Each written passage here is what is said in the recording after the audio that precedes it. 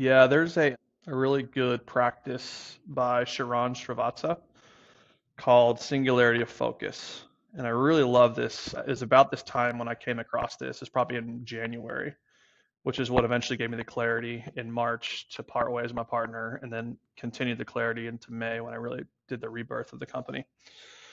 And Singularity of Focus is really interesting.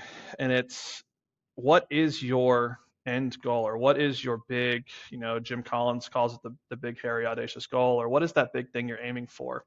Getting very clear on that, because sometimes we lose sight of that because we're just looking at paying the next payroll cycle, or we're just trying to make the bills meet, or we're just trying to get to a certain take home as a business owner.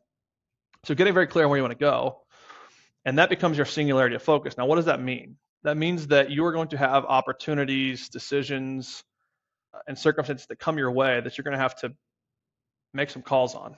And so what singularity of focus is it's not saying no to everything, right? It is simply saying that the singularity of focus now becomes the lens in which I look through when I make decisions.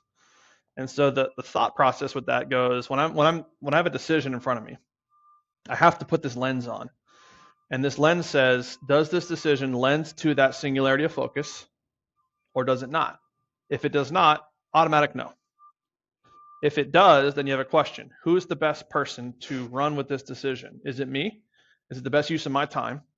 Or is there someone else on my team that can take that and run it either all the way through the finish line or get it to what we call a 6-inch putt, right? Just get it close enough to where I can make the final call on it.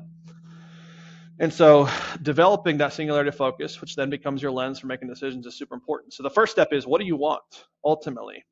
And does what you want and the path you are currently on align?